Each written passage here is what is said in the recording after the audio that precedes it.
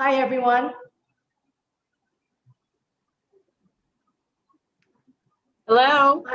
Hi, everyone. Thank you for dialing in to talk about life. And today with such a special show, we've got Miss Debbie and her author, the author of the book From the Children with Love, Debbie C.O.Valt. That's her name, and that's the name of the author here today with us. And today we've got this show that is dedicated to all the people from all around the world that is going through the prolonged pandemic. And you know what? This prolonged pandemic, something good has come out as we talk throughout the week in this show, is that, Debbie and I, we've connected from USA, Indiana, and here in Singapore. And she has shared with me so many of her stories of her life in the show. And today the floor is going to be hers as she shared with us some of the inspirations of her stories in her book, From the Children with Love. And but before we go in there, I just want to share with all the viewers, subscribers, followers, and strangers who are tuning in today, tomorrow, and next day as this video goes on replay on YouTube, as it goes to live in perpetuity in the internet world. I just want to let you know today on the 6th of February, 2021, we are in the second year of the global pandemic of COVID-19. And it seems that as we talk to many people throughout all these interviews, we all share the same destiny, believe it or not. From Debbie to me, from US to Singapore to Mexico to Malaysia, where all the co-hosts are, and all the viewers, we all share a common destiny, and we all share a common hope that we all as one humanity will cross over the chasm safely, quickly, and back to normalcy. And I think that's the only hope that all of us have at this moment in time. What more, in what other ways are we tied together in our destiny, in our fate, and our hope for each other? So February, this live cast on YouTube, tinyurl.com/talk about life is dedicated to the people of you, the mothers, the fathers, the teachers, the social workers, the frontline workers, the essential workers, the healthcare providers, everyone, the uncles and the aunties, the grandmas, the granddads, the sisters, the brothers, your client, your customers, your employers, your co-workers, is all dedicated to the people. And if people want to find if there's anything political in the show, I think you're going to be disappointed, because we are definitely above that. We are about the spirit, about the human soul, about faith, and about life. So today, I think we are so honored to have Debbie. And she's going to tell us a little bit about what she does as an author, where she gets her inspiration of her stories, the characters, and what the characters go through. And as an author, like a poet, they get inspiration from somewhere. They draw it in their soul that they want to tell the story to the world. So I would like to give the floor to Debbie right now, that she can share with us what she does, her stories, her books, and then we will hear some of the readings from her book. Debbie, hi, how are you? Thank you for coming on to the show. Thank you so much for having me again. It's always nice to be with you and share with you. So thank you. Thank you. Well, I guess I will just start by saying that I'm currently a teacher. I teach 4th grade.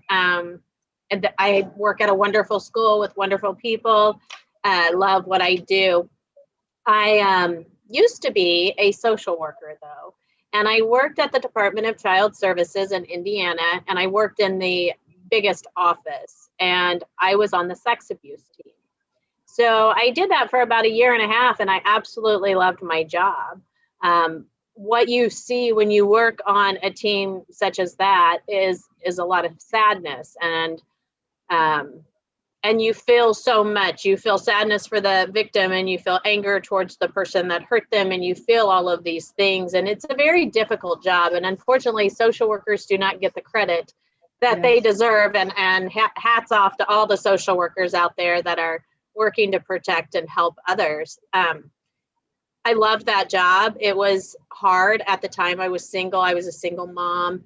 I felt like I was failing my child because I was always helping somebody else's child.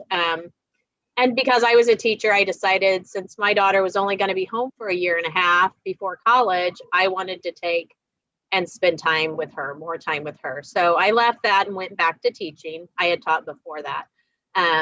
So anyways, as far as what led me to where I'm at now, I always wanted to write a book. I've been a lifelong reader. I love to read. My father taught me to love reading, and I always wanted to write a book.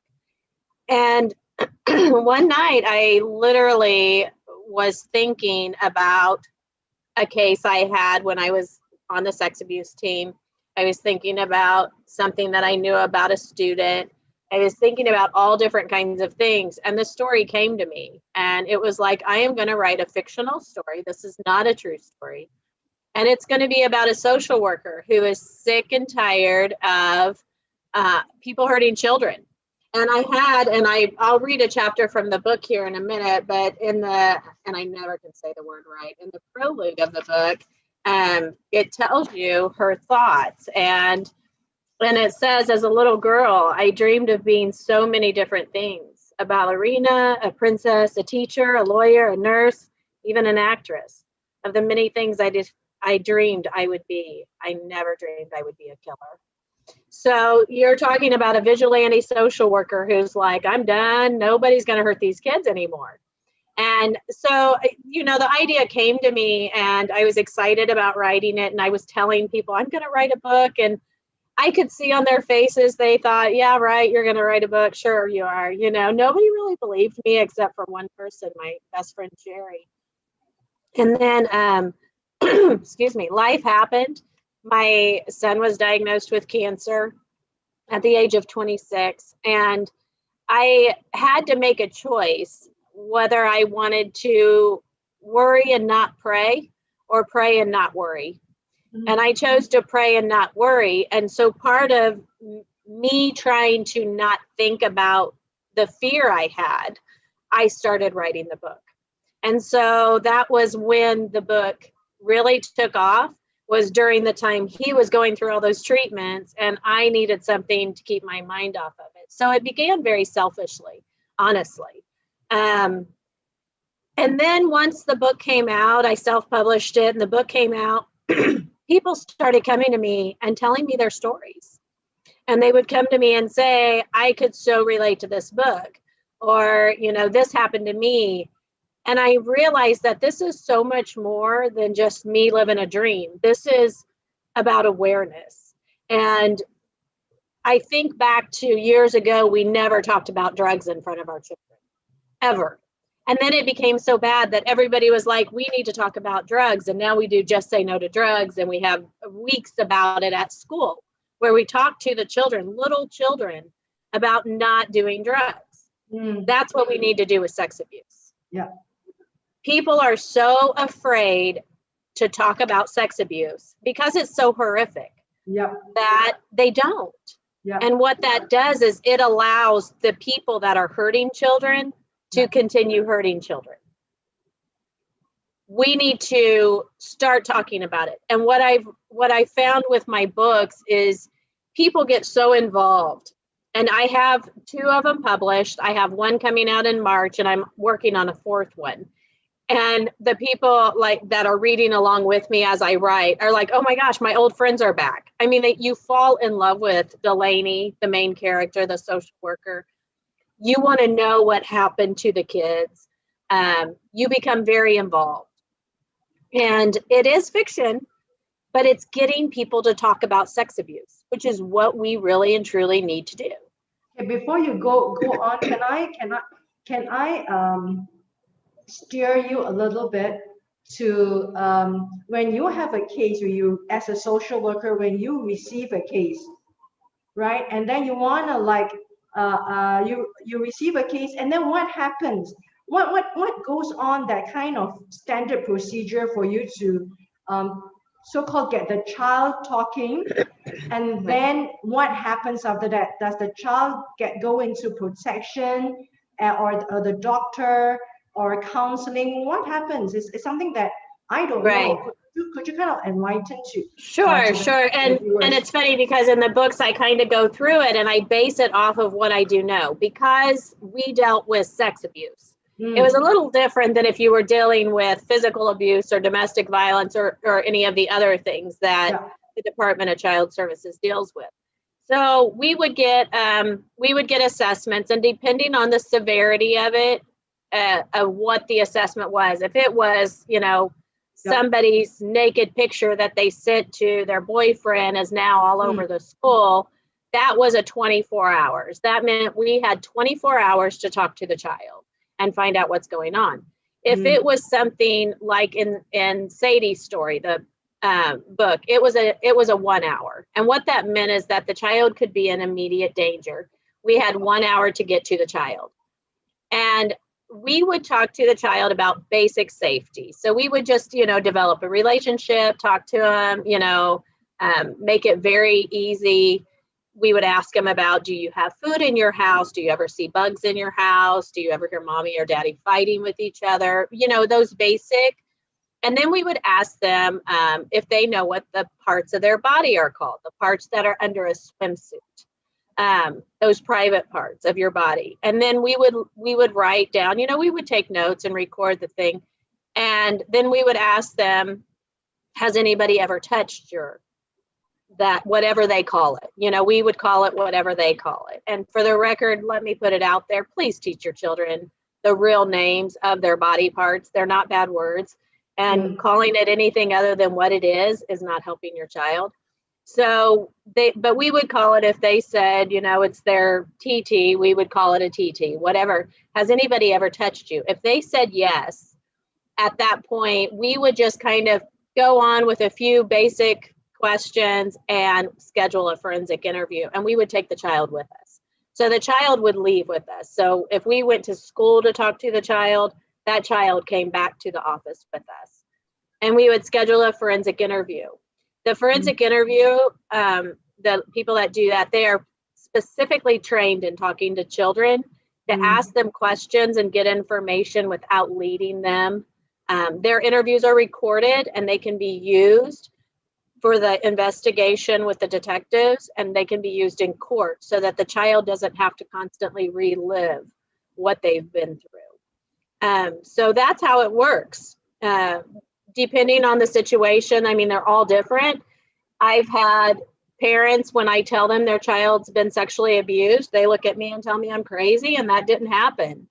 And when that parents or whoever has custody of the child when they don't believe the child, and we know we do believe the child, then we have to remove the child from them, because they're going to convince the child that they need to say they lied. And if they do that, then everything goes away and we can't protect the child. So it's all about protecting the child. We don't want to remove, and I think people think with the Department of Child Services, especially, that we're after their kids and we want to take their kids. We don't want to take anybody's kids. There aren't enough foster homes.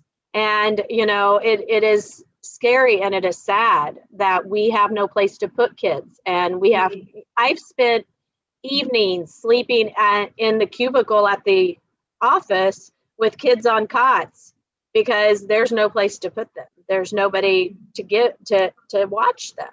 So, but it just depends on how the parents and the family react. When they believe them, then we start working on services. We have 48 hours to go to court. The court will decide from that point. Being in sex abuse, we worked really close with the detectives. So then they would start investigating from their end. So that's basically how it worked. Can I ask you, what would be a typical triggering point before the whole intervention process starts? What would you usually get? Like, how is it being reported? How does anyone know? Is it through a text message? Someone is a whistleblower or something? What is that triggering event? Most of the time, it's the breaking point of the child when they finally decide to tell. Oh, When they finally tell oh my someone. God. And, and it can be they tell their, this Friend. 6-year-old tells another 6-year-old, and that Okay. 6-year-old goes home and tells mommy.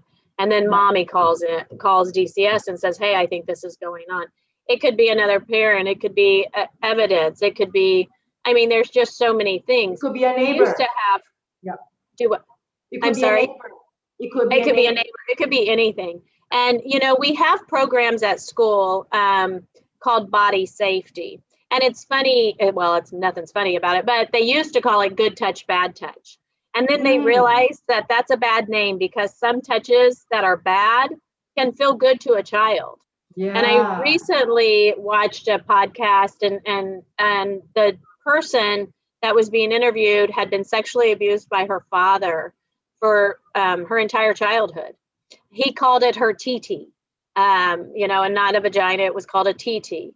And that's how she was trained. So when she would talk about her TT hurting or whatever, nobody knew what she was talking about except for her dad. And then she said it felt good. And, our bodies are made how they are made. And so she would ask, Daddy, are you going to touch my TT today? Are you going to do this today? And he would be sad when he would say no, because she was a child. She's not able to understand that. And then when she finally got to the point of, oh my gosh, this is bad, then she had all that guilt that it was her fault because she wanted it, because it felt good, because of this, because of that. Because she was groomed. She was groomed. And that's that's the perfect word, because that's what they do. And when you have a parent say to a child, when they're really little and say, don't let anybody touch your private parts. Don't ever let anybody touch you.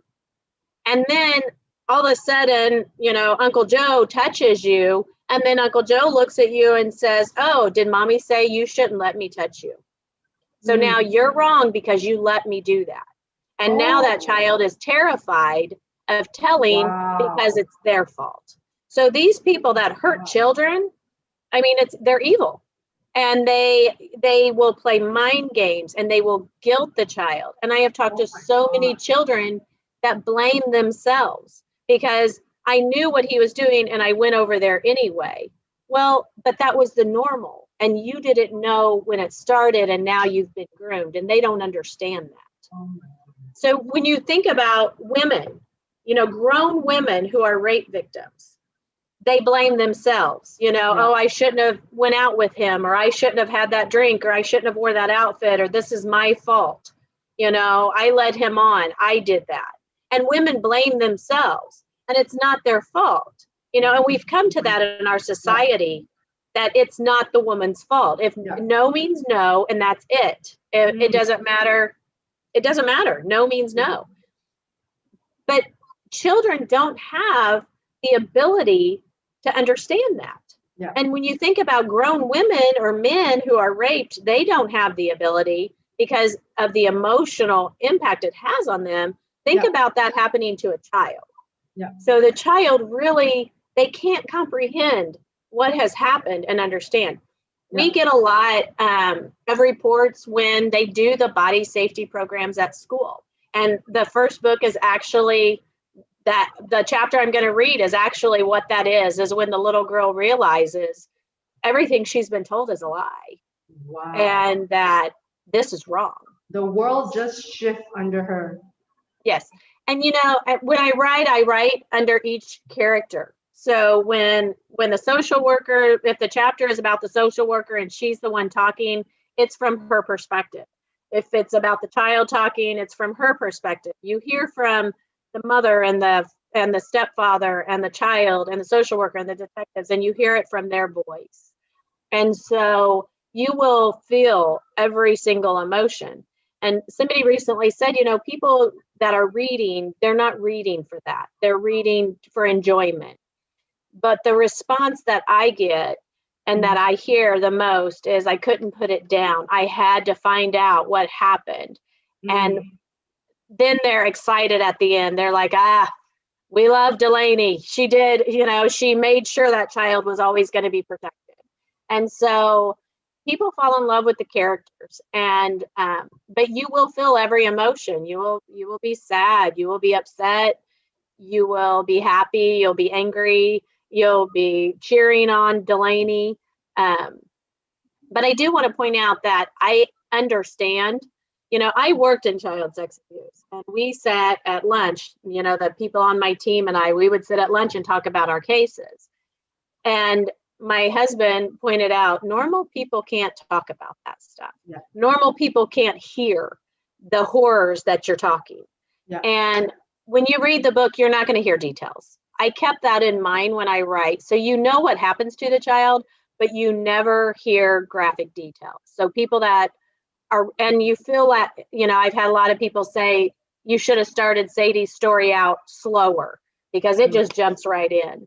And I look back and think, well, maybe I should have, and the other books do start a little slower, but you're not going to hear those graphic details. So you should never be afraid to read it because you're not going to hear it. You're not going to hear the yucky stuff. Can I also ask, Debbie, like in your line of work, those times when you were a social worker, there must be times like what you say, it's so hard for you to push through the day because you hear all this horrible, bad, evil things that is done to a child, and also they twist the minds of the child to have that self-blame. I mean, that's two level of hurt. And you as a mom, and you as a woman, how did you go through a difficult case yourself, like pull yourself through, like go on to carry on this burden for the victim or the family? Right. And when I went through the training, it was a 3-month training, and they told us, find a place to pull over before you go home and get rid of the day, just get rid of the day. And I did that every day on my way home. I would pull into this furniture store and sit in the parking lot and try to just be mom and not be social worker. I failed miserably at that. I could never disconnect. I was never able to. A lot of people they turn off their phones on the weekends. If you're not on call, they turn off their phones at night. Yeah. But for me, I lived it so deeply. Yeah. I cried myself to sleep many nights. Oh my God. And if the phone rang and it was a mother, I had to answer it, because if I was going through that, I would want somebody that would answer their phone. Yes. So I was never able to disconnect, which is probably part of the reason that I needed to leave, because I wasn't able to help my own family because I was so deep involved in others. But I felt like that's what I needed to do. I felt like if a mom needed to call and say, okay, I'm about to lose it, I can't stop crying, I needed to be that person that was there to help her as much as I could. And at least that helped me to know what services to recommend, because at the Department of Child Services, they pay for services for the victims and the family. So I was able to know that this mother is going to need additional help, or this is going to need, whatever the child is going to need, so that when I went to court, I would be able to help them. Understand that as an assessment caseworker, once we went to court in 48 hours, I was done. I was supposed to be done. So I would only have time with that child to that point, unless I was, summoned to go to court or whatever with them. So I didn't have a lot of time with the families. And sadly, we would have at least 20 cases at a time going on. Wow. And you had 30 days to close everything out. And there were times where they snowballed. I had somebody say, this person hurt my child. My child has said this. And then you interview that person and find out that they have 13 other victims. Well, now you have 13 new cases all at once. And I mean, that happened. And then you have to pull all of those victims in, and you have to schedule forensic interviews for all of those victims and talk to those families and go to court for those. if you have to do anything additional. So no day was the same. I can say that every day was different. But then you had your successes. So, those successful ones where the person that was hurting them paid, that made it all worth it. Or when you were able to protect that child that nobody else was protecting, that made it worth it. So, there were those successes that made you go home and say, okay, I did a good job today and I helped that child. There was a lot of frustration involved. Yeah. So, I'm so glad that we are doing this. I'm so glad because this is such a deep, important topic that, like what you say, people don't want to talk about it, especially in communities, in societies where people are reserved. They don't want to even face it themselves, let alone like even revisiting that memory or like hearing it from another person. They kind of like just sweep it under the carpet, which is really very prevalent in a very I should say in a reserve in cultures whereby people are more reserved. Right.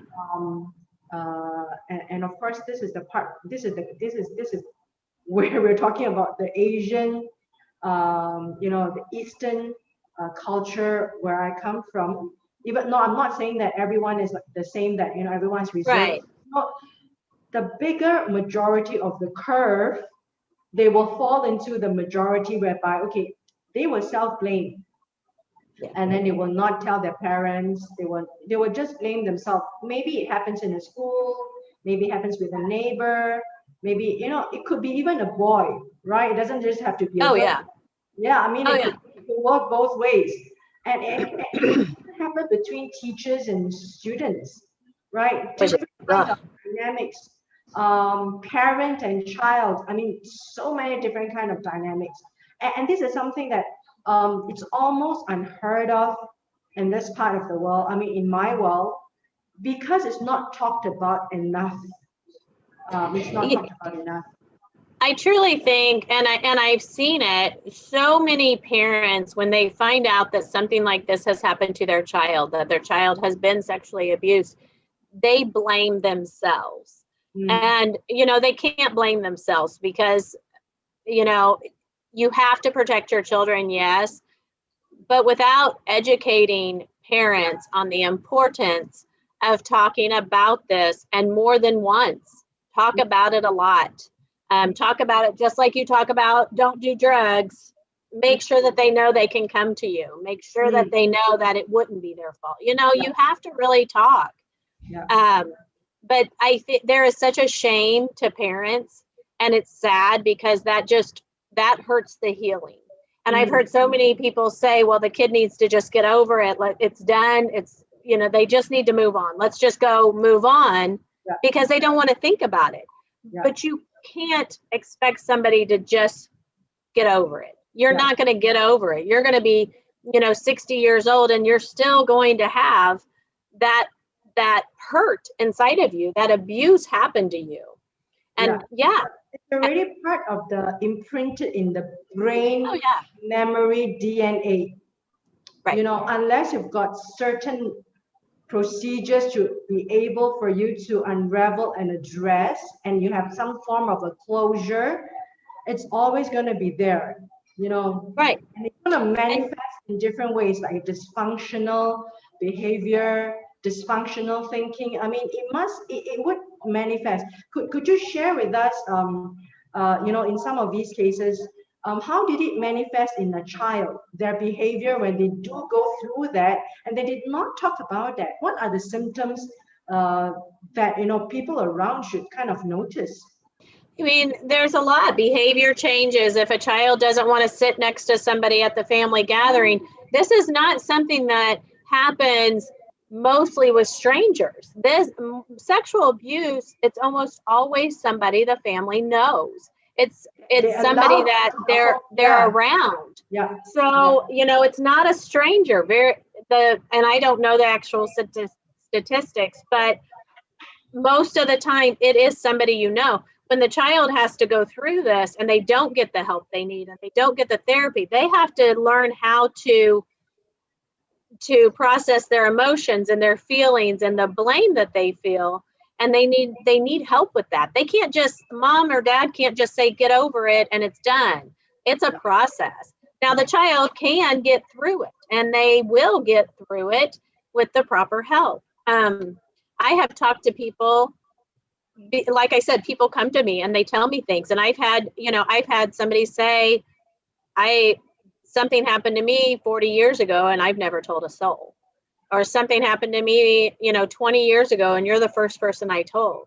And I have people coming to tell me their stories because they need to talk about it. If you don't get the child the proper help and counseling and services that they need, it's going to be this thing they carry with them. And it will be hurtful because it hurts their self-esteem. It hurts their heart, who they are. So it's very important that the families get those services and that help for that child, and then for themselves. They have to be able, the family needs to be able to deal with it. But bedwetting is a sign of that, of sexual abuse. If your child hasn't wet the bed in 5 years and all of a sudden they're wetting the bed again, there's something going on, possibly. But a lot of it is just listening. If there's that open communication and you can talk about it, that child's going to come to you, and tell them things. Tell them that if somebody touches you and they're not supposed to, they're going to tell you it's your fault. It's never going to be your fault. Give them those heads up, knowing what the person is going to tell them and groom them. Give the kid the heads up. Kind of like, I remember, as silly as it sounds, saying, you know what, if something ever happened to you and somebody said I wasn't looking for you, you're wrong. Because if you were missing, I would look for you till the day I died. There's nothing that would stop me. If they say they're going to hurt me, that's not going to happen. They're doing that to scare you. I told my kids those things because Can I ask, like in the US or where you are in Indiana, the structure of this kind of education, either in a home or in a school setting, how is it being done to create this kind of awareness to a child? Does it happen in a school that you have such education, or is it something that I don't know, a program on the television or something? How does this kind of awareness is created? It doesn't happen here. Not. That's the problem. It's not. We do have a program at school, that the body safety program, but you have to understand that parents can opt out. We have to tell them that we're going to be talking about abuse. They can opt out and have their kid not be in the program. To me, that's a red flag. If you don't want your kid to hear it, there might be a reason you don't want your kid to hear it. But we spend, and I have to tell you, at our school, our counselor's name is Jamie Landry, and she is amazing. And we have the body safety program. It's at a certain time every year, and she does a whole talk about different types of abuse, and sexual abuse is one of them that she talks about. But it's just that small little program. Yeah. So we need to do it more. It needs to be talked about at home. It needs to be, parents need to be educated about it. And that's what we're missing. And like I said, when I first started this journey, it was about, I wanted to write a book. Yeah. That was my goal. It was totally selfish. And that has grown into this, I want to make a difference. I want to get the whole world talking about child sex abuse so that we can start fighting it. Because until we make it a subject that we talk about all the time, people are not going to be able to stop it. We just like with drugs, we were able to, lessen kids' use of drugs because we talk about drugs. So let's stop those pedophiles in their tracks. Let's stop them from using the child because we're talking about it. Does that make sense? Yes. And at what age do you think is an appropriate age? With all this, a social worker being trained, are you being told in your training that at what age we should be talking these topics to a child? At what age do they have the understanding?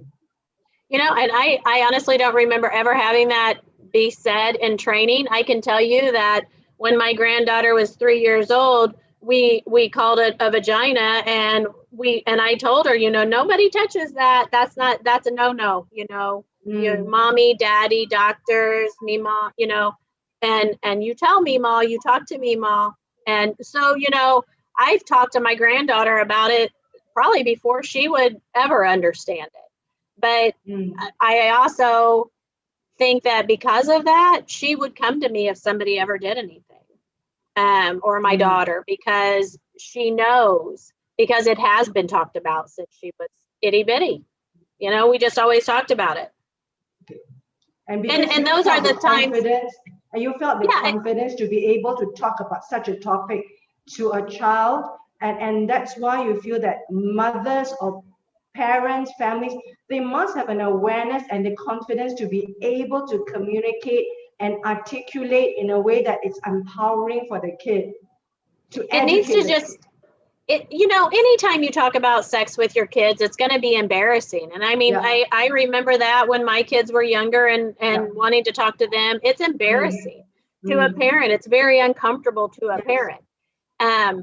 So you have to get over that part of it. You have to get over the discomfort of it and just force yourself to do it. You have to force yourself, but it needs to just be this common thing where there's nothing hidden. I can tell you that I have had children that have been sexually abused that I see all the time, and they write me notes and they give me details. You know, this is what he made me do. This is what happened. This is this. And I feel bad because I liked it, or I feel bad because I went over there, or I feel bad because of this. But I would get notes from them all the time with graphic details. Now, they wouldn't tell that to the counselor or to that, but I made it to where it's just not a big deal. And even when Jamie comes in and does the lesson, you know, she always says, you know, Debbie was, or Mrs. Lakin was she worked at the Department of Child Services. And I tell the kids I was on the sex abuse team. And I just say it right out. You know, they're in 4th grade, they're 9 years old, 10 years old. And I just flat out say I was on the sex abuse team. So you can tell me anything because I've heard it all. That nothing you can say is going to surprise me. And they do, you know, and it's not just like you that's confident enough to have that conversation going. It's not embarrassing. It is not shameful. Right, and that's the big thing. Empowering. Yeah, and you know, and it's funny because I am. Yeah, I've made it to where you can pretty much just say or tell me anything. And I had one of my students, it was so cute last year. She comes rushing in the classroom and she goes, I need to tell you something. I've waited all weekend. And I'm like, okay, what? And she's like, I started wearing a training bra. I'm like, oh my gosh, that is awesome. You know, it was like, you know, she was so excited that she was wearing a training bra and she wanted to share it with me, her teacher. Yeah. You know, it's like, so I just don't let things that embarrass me or that would be uncomfortable for me, I don't let it stop me from saying it to who needs to hear it. Wow. Does that make sense? This video should go viral for that content that you are talking about. And let me share something with you.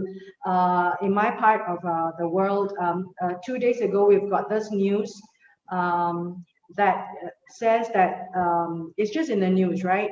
And you know that with the advent of the internet, I think there's even much more opportunities for such abuse to happen. Much more opportunities for grooming, unconsciously, consciously, and then just like gearing the whole relationship to be like not wanting, you know, something that is not right. And there's this news article that says that, you know, a 14-year-old girl in Singapore, she has a first kind of understanding about the male anatomy through the internet. So I think the conversation starts like, you know, there's this thing about the world that we are in, like you and I, we're trying to send good, wholesome thing into the internet, right? Yes. We are trying very hard, but the tide isn't favorable for people like us because we are like the one in the big world wide web. Yes. You know, And I in the don't think broad technology ocean. is helping us. Yeah. So it's like the news like that comes out, that it's just a symptomatic that a girl that is in the teens, or even the child that is maybe like 8 years old, like we don't know what they're doing on the phone or what is being pushed to them. Right. uh, and you know that, like what you say, the pedophiles, etc., you don't know what kind of technology that they're using that is in the hands of the experts, who find ways to actually reach to a girl, reach to a boy, even reach to women or something. Just reach to them, because technology can be so powerful.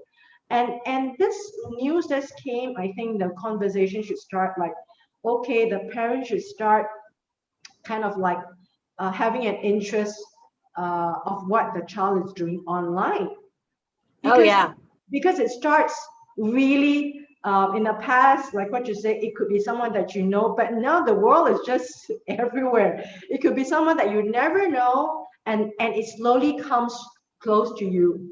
That Right. they gain your trust. They Right. become your friend. Then they start coming into your world and your environment, and that kind of put your guard down, and then you don't tell anyone because you're so into that chat. So Debbie, these kind of things, I think we are in a very in a world that we are fighting against. I mean, you as a teacher, myself, I was a teacher before. You and I are trying to, like, in our little small, humble, modest little effort. It's just a drop, not in the bucket, but it's just a drop in a worldwide web that is like the ocean plus another ocean, Right. right? So tell us, like, how does this evolve now? How do you see education should be? It's going to make your job or social worker even harder. Right. And I will say, I say technology is not helping us, and when it is in different ways. I mean, obviously you're in Singapore and I'm in Indianapolis, Indiana. So, it's neat that we can connect and everything, but for our children are so into technology, and those perpetrators, those bad people, the pedophiles, They are they're not reaching discerning. those Yeah, kids. the kids aren't discerning enough. Yeah. So, I mean, they are getting into those gaming chat rooms, and they Oh are yes, meeting those children. They're going into that pretending that world they're that their children. we are not part of. That we have Right, no right, ability to go in there. Yeah, right. we don't know So how to go in there. Yeah, exactly. So, and the kids are smarter than we are when it comes to technology. So yeah, that makes it even harder. But it's yeah. important that parents know what their children are doing online, and that they're watching, and that they're warning their kids. And we do talk about that at school. We talk about the dangers of technology, and there's different things that has came through. There was something, I can't remember what it was called, and one of my friend's daughters, little girl, got this message that said, you need to kill your family tonight. And it was like, if you don't kill your family tonight, so and so is going to come after you. And it was like this, and it was from some app that she had that sent this message out. I mean, it was crazy, and that went through our school. The kids were all talking about it and all of that. I mean, technology can be great when it connects people. It's connecting us. We get to talk across the world, and it's a great tool to use to get the word out and to spread awareness. But when it comes to little ones, it is dangerous. And I can Yeah. tell you, I have 22 kids in my classroom, and I think maybe 5 don't have cell phones. Only So the five. fact, And, yeah, and you know what? I think what the situation that we're in now right now, because we're so much accelerating into the internet world, it has already been there. But with the right, pandemic, it kind of like accelerates and throw us into the technology world. Like people like us, we're only on the surface. We're like touching the surface of technology. And we are discerning right, enough to say that we are making the technology work for us. right, However, for the child or a person who's non discerning, I think they are being managed by the technology. It works the other way. And then Yeah. they do not know. And especially like you have the YouTube kids, right? Right. And the YouTube kids, people are saying that, they found very bad materials for the kids. And you don't know who are the one creating it, putting it Right. subliminal messages in cartoons, subliminal messages in the games and all this. And I'm telling you, I think what you are saying, that we have been speaking for the last like 45 minutes, it becomes much more urgent because of the technology world we are in. It has been Right. already really, really a topic that needs to be addressed in the first place. Right. Plus, now people are just being made to stay home. They only go to the internet world, and children are being made to study online. And you don't know what they're doing behind the screen. That they could like have many, many apps behind the screen. So that kind of conversation, like what you say, like abuse, sexual abuse, grooming, I should say. Now that has made it an even much more urgent topic than ever before. It's like the house on fire. Yes. Yes. It really has. It's changed. It changes how you have to parent these days. I'm Yeah, glad that technology wasn't.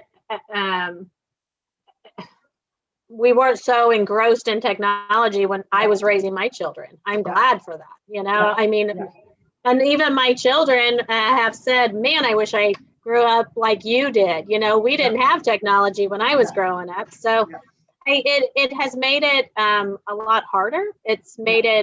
It's made it a lot harder for parents and children. It's made it a lot easier for Mhm. pedophiles and Yeah, people who very want to much. hurt children. And the pandemic has caused people, like you said, to stay inside and stay. And the cases at the Department of Child Services have just went insane. And it's Wow. because, the abuse is happening so much more, whether it's physical or sexual or whatever. It Yeah, is happening so much more because of the stress of the pandemic. It's gotten really bad. yeah. This conversation we should continue, and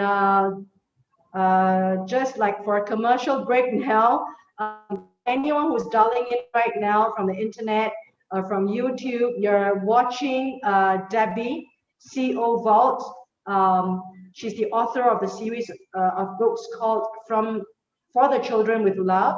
And she's going to share with us her book and then a reading at the end of this show of hers. And she's going to come back every Saturday night, 9 p.m. Singapore prime time, which is 8 a.m. Eastern Standard Time in the US, 7 Central Standard Time, and also at 5 a.m. Pacific Time. I would like to invite and welcome all of you to share this video that you are watching again and again, because it's going to be here on the internet. You can always revisit, watch it, and then fast forward and go backwards and fast forward. I mean, this is yours. And we're doing this series in February for all of us. And I think with the topic that Debbie has shared about conversations in the family, protecting your child. Um, and also maybe in the future we talked about grooming, etc., etc.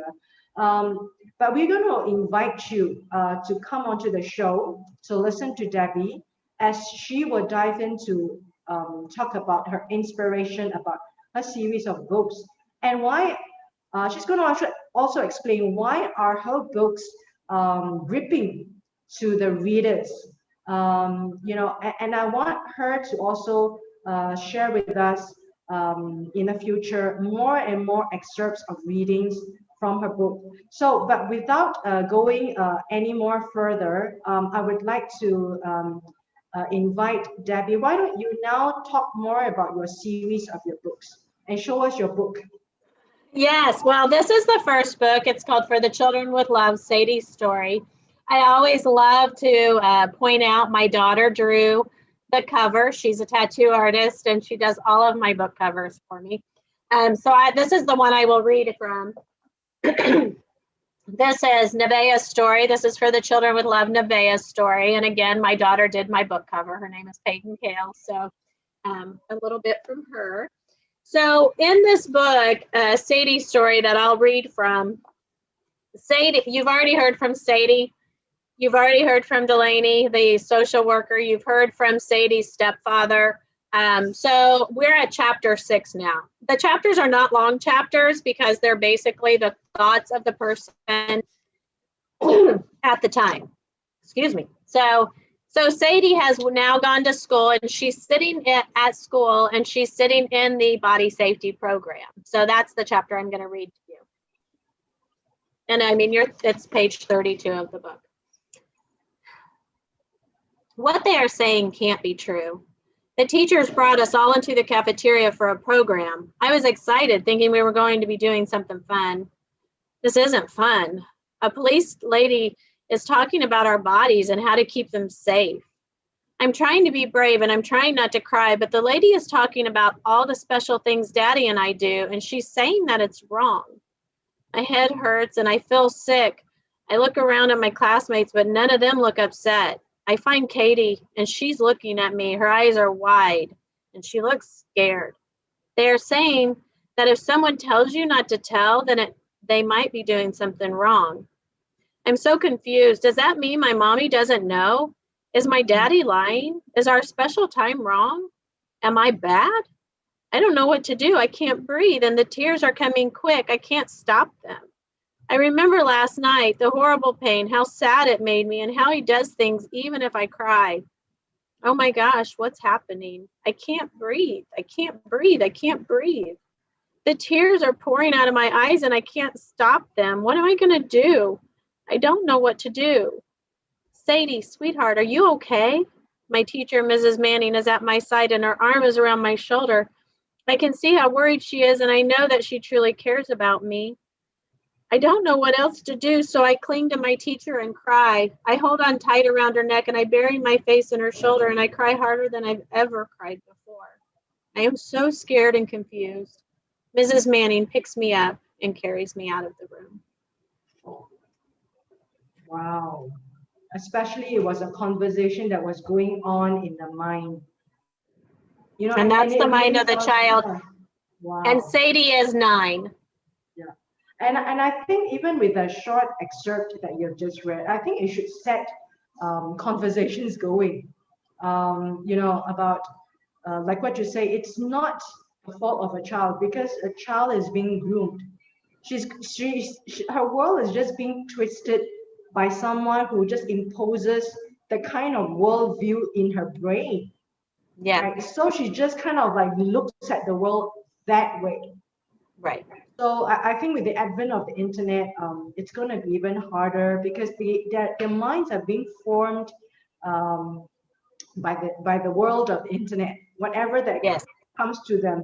And I think that is scary because we as passive users, we are just like searching for information. But if it lands in the hands of the evil people, they will use it as a tool to reach out.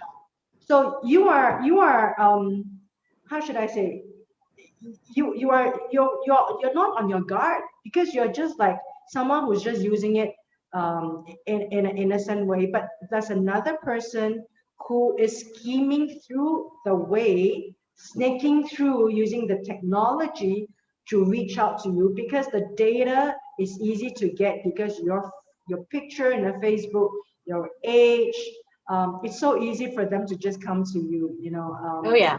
Yeah. So Debbie, thank you so much. But before you go, do you want to share with us your third book? Do you want to show your third book, your cover? I don't have the third one yet. It is written. I'm doing the edits now. My daughter is working on the cover now. Wow. So I will tell you the first book is about a little girl abused by her stepfather. The second book is about a preteen whose mother sells her to men. Wow. And sadly that happens. Sex trafficking is huge. Yeah. Wow, the you know third what? book, We were going to dive into your books for the next few episodes. I think that Yes, is like so tremendous. I can't believe what we're doing. And this conversation has to start somewhere. And right, Debbie, right. you got to get it started. My girls, like this is yours. I You hope have we a can huge get it to where mission. everybody's talking. I want Yeah, everybody talking about it. And yeah, I tell you, and I joke about this, but I seriously messaged Jason Bateman, the actor, and yeah. said, "Come on, make this a series. I want it on the television so that because you're not going to see the sexual abuse, you're going to know though the emotions, you're going to know the journey, you're going to know the The journey. determination, and There's people so much. people would start talking. And Yeah. he did message me back and said, thank you and all that. Yeah, and it could be him, it could be somebody else, who knows, saying they're Yeah, him. but we But should start. We should start from here. And I also would like to share with the viewers. I've got my book out, which I have not really promoted. I did tell a couple of friends that this book is out, Candle in the Wind, Dreams of a Daughter. I've never exactly shared the excerpts of it because it's so hard for me to read and even to flip because through the words, I used to do a lot of literary work, and when I was a student, I wrote a lot of poetry, a lot of poems. I've got books and books on those things. But of course, when your career takes you a different path about money and survival, you go the other way. You yeah. know, but this book to share with Debbie and the viewers here, it's a 5 year in the making, and I think this is Wow. just like part one because it's a tribute to my mom and memories of her. Oh, I can't continue. I'm just gonna say that go to Amazon and look up for my name, Vicky Esther Chang, or Candle in the Wind. But I could read a poem that I wrote, and I'm not quite sure if anybody has written about the Google Map. So I'm just gonna read this to Debbie because Debbie has been so kind to read an excerpt for us, and she gets this very important topic started. It could be the topic of the millennium I because of hope. the advent of the internet, right? Abuse starts there. What about sexting? Yes. Sending pictures of your body, and then Yes. people holding you hostage, sue them. Yep. So that could be another part of the things that we can talk about from a very layman's point of view. I could only talk about that not as a social worker, but for some of my opinion. But we can talk about it and get it started. People should really get this kind of awareness. So Debbie, I'm just going to read to you the poem. Um, Okay, from my book, Candle in the Wind, which is dedicated to my mom. Why is it 5 years in the making? Because my mom passed, my mom has gone home to the Lord in a better place than in the pandemic times that we're in. So, God has his plan. She's in a better place. She doesn't have to fight the battle with us now. And she passed on the 25th um, October 2015. And it was really hard for me, like what I told you, in a in a very reserved society.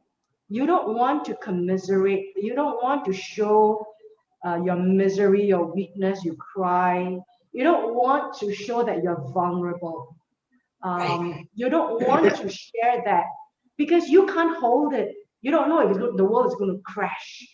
So it took me a very long time to kind of like bottle up everything. It was really hard, but I looked okay up on the outside, because I was going, I was doing my thing, I was like championing my causes, I was doing my business, I was traveling, everything. But like what you say, it's in the mind, and the battle is in the mind and in the heart. It was so hard for me to just like bottle it up and keep it in my mind, like just like a lock, keep it like under lock, and then save it and put it in some part of your heart. And you tell yourself that you can't open that because once you open it, it's like you know. So you have to really like keep it under lock, double lock, triple lock, and you don't even want to like get it out. But the struggle was that, Debbie, just to share with you, it was a struggle for me because I needed to do that because I told myself I had to survive. But on the other hand, I did struggle that if I were to keep it locked for too long, will I lose my memories? Will I lose that smell and that touch? You know, it was such a difficult time of struggle for myself to tell myself, well, I have to keep it under lock. But it's just so hard because I don't want to lose that scent. I don't want to lose that memory, that tinge in the air. You know, you don't want to lose that because you tell yourself life is so great and so precious that you don't want to lose a memory. What if I keep that lock for too long? It just get decayed and deteriorated. I struggled with that a long time, and I still do. But you know, it took me about 3 years. I struggled with it, and the words was almost at my lips. I needed to talk to someone, but Yes. I couldn't because I knew that if I just kind of speak a word, the genie is out. It's not gonna go back. It's like I'm just gonna crash. So can you Did you imagine? find that healing though? Did you find that writing process of bringing out Yes, those memories and that remembering as a celebration of your mother? And I think that there's a lot of healing that can be done. precisely. That's why to answer you, and because it was so hard, I did try to draw certain memories, and then I jotted the memories down in a book. But really, dreams of a daughter, they are the real dreams that came to me throughout these 5 years. They are real, and when I woke up, I kind of like, you know, kind of Yeah. like texted it inside. So they are real. And if you look at the back, it says that it's like the stream of consciousness by James Joyce, who started it all. You write through the stream of consciousness. It just goes on without that grammatical correctness because it's just poetry, with the flow of the emotions that comes out. So this is the book that is not politically correct, that is not grammatically correct, that is emotionally correct. And Yeah. I can't describe it more, and I can't flip it more because the emotion is going to jump out through the words like a cartoon. You know, the words is going to jump out, and the emotion is going to jump out. So I'm just going to share before we go out off. Um, this poem is called "The Window in the Google Map," and literally in the Google Map. Okay, I'm just going to read, and then after that, I'm just going to interpret for the listeners and the viewers. This is a collection of my poem, and this is just one of the many poems that I have.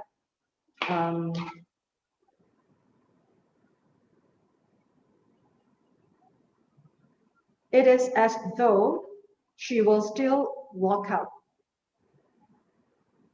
She will lift those blue curtains like she always did and peer through the window looking out, wishing that she's still able to get out. The window, those blue curtains, they are still in the Google Map. So she would have been still there behind those curtains in the Google Map. The window. Many times I searched through the map, still hoping to find perhaps a face, a hand behind those curtains. The window. Many nights I drove and looked up, hoping to get a peek. Maybe she's still there. Hoping that she'll walk out. Hoping she waved to say or to whisper. Those blue curtains are still there. in the Google Map. Many times I scroll, hoping to find along the streets that face, that figure that says, I'm still there in the Google Map. Those blue curtains, the closest I can be, maybe hoping time stops still in those maps, and maybe hoping I will find something, someone, or just a little bit behind those blue curtains in the Google Map. Oh, I can't even continue. Oh, I'm going to tell you and your audience that because I know you and we've become friends over the last several months, and I know how hard that was for you. And, you know, I was going to read that and I would not have even done that justice reading it. You read that so beautifully, and I could hear your heart and I could hear your pain. And I am so proud of you. I am so proud of you. So thank you for sharing that with me. And I'm gonna go on Amazon and order your book too. So I need to read it all. But thank you for that. That was beautiful. Yeah, and the thing is that I can't read other poems. It's just so hard for me to like revisit some of it. But this, I thought it's great, a poem, because it kind of reflects me as I do that for the last 4 or 5 years, because I wasn't in Singapore. I was in France. I couldn't visit. And this is the story behind the poem. The writers and poems, they always have a background to the poetry. Yeah. Because I was staying in France, and I couldn't come back. I was there. I was doing my business, etc. And the closest when you want to visit something, some place, is through the Google Map. And I do a lot of street views, and I always do that. People do that because they want to search for a restaurant, they want to search for a street, an address, someplace they want to go shopping. But I do that because I had to. And I scroll through to the street view, and I think the viewers will understand, like yourself. You scroll through the street view, and you kind of like position it this way, that way, and I would do that. And I really do that, and I really peer through the Google Map to look at that building, that window, and that snapshot that the Google car still captures. And I would dive into that, and I will tell and you're right, it is a healing process sometimes. Sometimes you need, because there isn't anyone to share what you go through. And you don't want to share with anyone because words are too hard. Like what you say, it's so hard for people to even talk about abuse. Words are too hard, and words does not justify. So a lot of times I just go onto the Google Map, I go to the street view, and I go to that block, and I look up and I say, okay, I'm visiting this place. And I know that during that time, when the Google car was there, she would have been there behind the curtain, behind the window. And therefore you have the picture that I actually have a snapshot from the Google Map, with that, because it is from the Google Map that I took the snapshot. It is when I looked at the Google Map, the poems came through. And of course, there are many poems here. There are some I can't visit at all because it's just too hard for me. But I love to share, because I think it was a journey for me that I am ready to talk about it a little bit after 5 years. A little bit, a little bit that comes like drip, drip, drip. You think you can handle another drip, okay. You think you can handle another drip, okay. I think I can do it a little bit more. It's that lock. I was telling you, the second, the third, the fourth lock. You kind of like try to think that, okay, I think I'm ready to take the first lock out. Yeah. Then I think I can try to take the second lock out. you kind of like take it drip, drip, drip. And I think I'm able to share this with you. And this is the first time I'm reading it, because you've been so good to me and for the show. And for me, I think I also want to share with the viewers that we go through emotional things. And Debbie, this show is called Heartbeat, Affairs of the Heart. What more apt and suitable and appropriate for us to share the affairs of our heart? You Right. share it through your books. You share, and your readers share their readings and their stories with you, right? Yes. Yes. I find it such a wonderful exchange from Singapore uh, to the US through this conversation that we have through the show. And I'm so grateful for you, Debbie.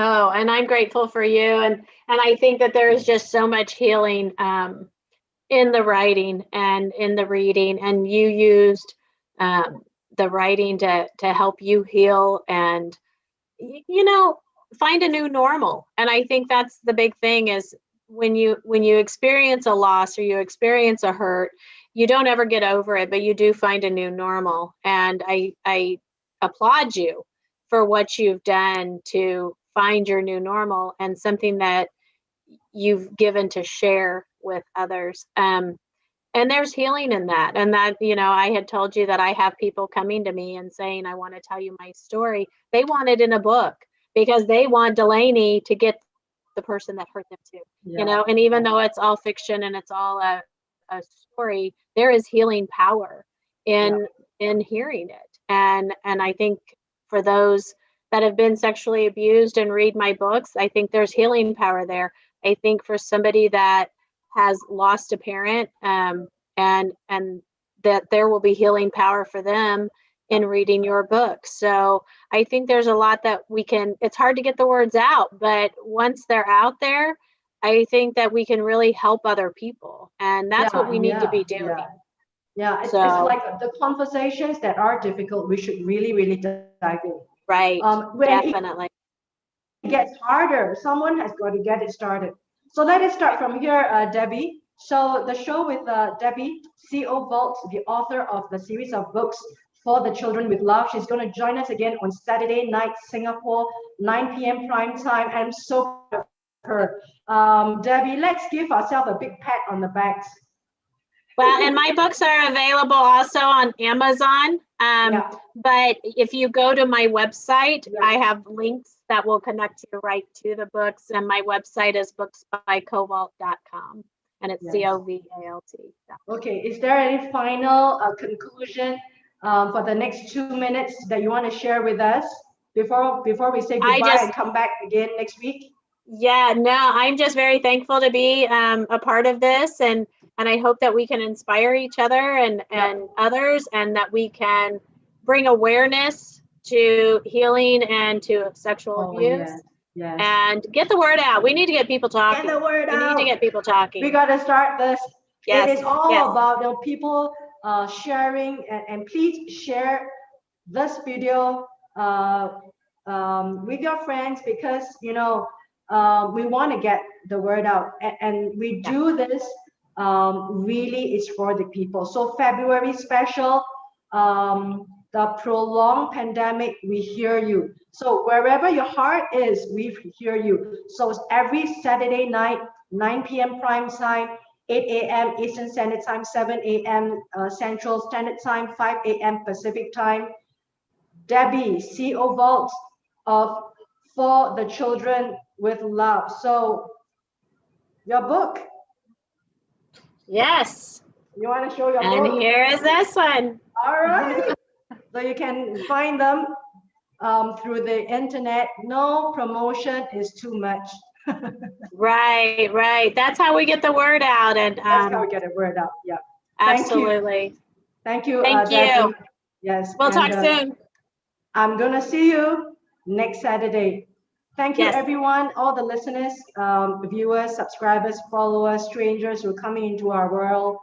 Thank you so much, and please share the word about what a wonderful show we've got. I can't even imagine We've got such a conversation going, Debbie. I can't even imagine. Thank God and thank Jesus.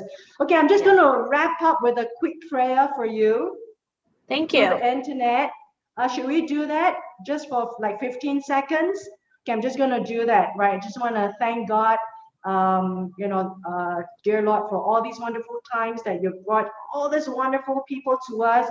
We're praying for people in the pandemic. We're praying for everyone, regardless of whom you are, where you are, what faith, what color, what language, as long as you're a human being still alive, we are praying for you. Now, we want everyone to be safe, and we want everyone to be on your guards, and we want everyone to cross over the chasm quickly, safely, and let some form of normalcy go back to our lives, because our destiny as one. Thank you, dear Lord Jesus, for this wonderful time that you brought Debbie from the US and connecting to us in Singapore. So we'd like to pray for her book, that it can reach out to more people, and protection for the students in the school, the teachers are doing a wonderful work, and her family, and the place and the community where she is in Indiana. So I just want to thank you so much for this wonderful time, dear Lord, that you've brought us together, and hope that the positive energy will touch people, whatever faith you are. Let us just continue to grow and snowball this good work that we're doing. Let us touch the people through our words, and through the views, and through the show. Thank you so much, dear Lord, and I want to continue to pray for safety for everyone, and for the keepers, the healthcare workers, for everyone, safety, and for their families. All this we pray in the mighty name of Jesus. Amen, amen, and amen. Amen. Thank you. Let's give ourselves a round of applause. Yay. Thank you, Debbie. Welcome. Thank you. And then I'm going to see you again next week, 9 p.m. Singapore time. Yes. Bye. Bye.